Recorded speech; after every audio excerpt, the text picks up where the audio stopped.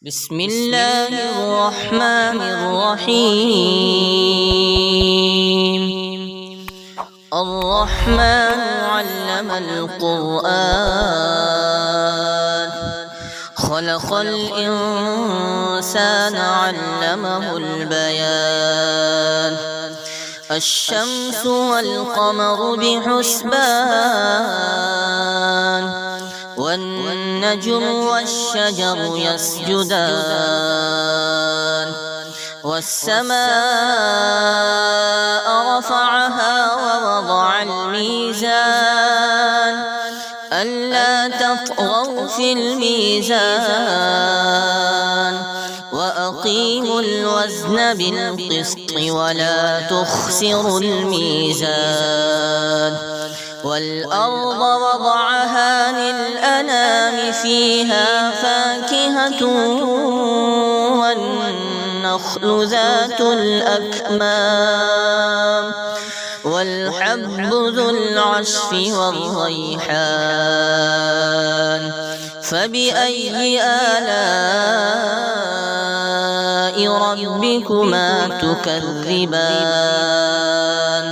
خلق الإنسان من صلصال كالفخار، وخلق الجان من مارج من نار. فبأي آلاء ربكما تكذبان؟ رب المشرقين ورب المغربين.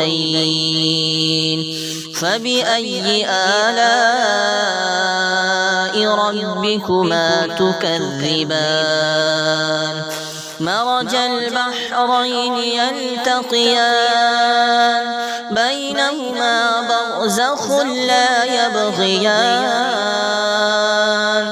فبأي آلاء ربكما تكذبان؟ يخرج منهما اللؤلؤ والمرجان.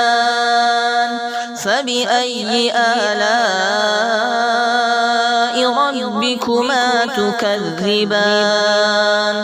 وله الجوار المنشآت في البحر كالأعلام. فبأي آلاء ربكما تكذبان؟ كل من عليها فان، ويبقى وجه ربك ذو الجلال والإكرام. فبأي آلاء ربكما تكذبان؟ يسأله من في السماوات والأرض، كل يوم هو في شأن. فبأي آلاء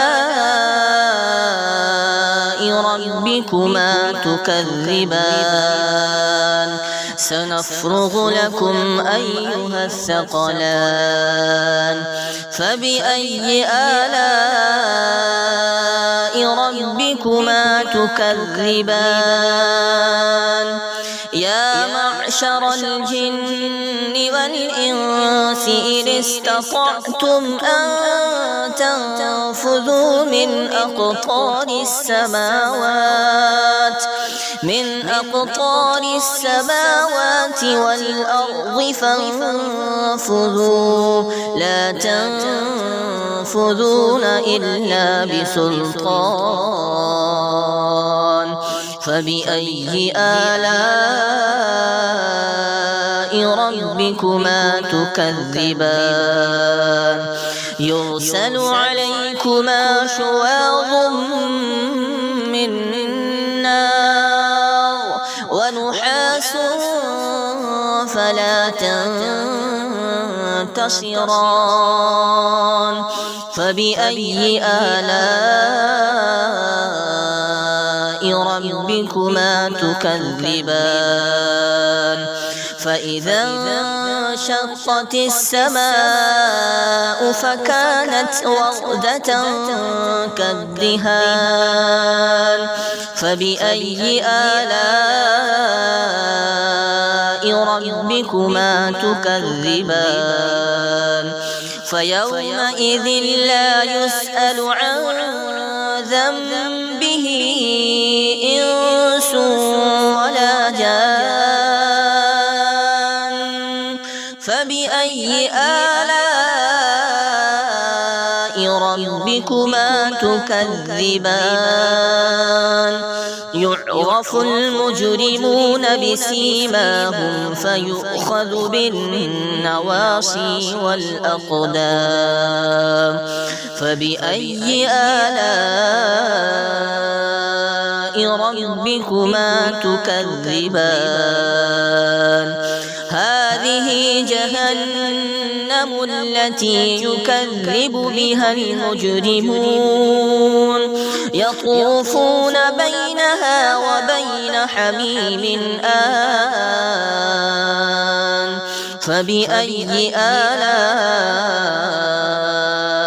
ربكما تكذبان ولمن خاف مقام ربه جنتان فبأي آلاء ربكما تكذبان ذواتا أفنان فبأي آلاء ربكما تكذبان فيهما عينان تجريان فبأي آلاء ربكما تكذبان فيهما من كل فاكهة زوجان فبأي آلاء ربكما تكذبان متكئين على فرش بطائنها من استبرق وجنى الجنتين دان فبأي آلاء ربكما تكذبان فيهن قاصرات الطرف لم يطمثهن إنس قبلهم ولا جان فبأي آلاء ربكما تكذبان كأنهن الياقوت والمرجان فبأي آلاء ربكما تكذبان هل جزاء الإحسان إلا الإحسان فبأي آلاء ربكما تكذبان ومن دونهما جنتان فبأي آلاء ربكما تكذبان مدهامتان فبأي آلاء ربكما تكذبان فيهما عينان نضاختان فبأي آلاء ربكما تكذبان فيهما فاكهة ونخل ورمان فبأي آلاء ربكما تكذبان فيهن خيرات حسان فبأي آلاء ربكما تكذبان حور مقصورات في الخيام فبأي آلاء ربكما تكذبان لم يطمثهن إنس قبلهم ولا جان فبأي آلاء ربكما تكذبان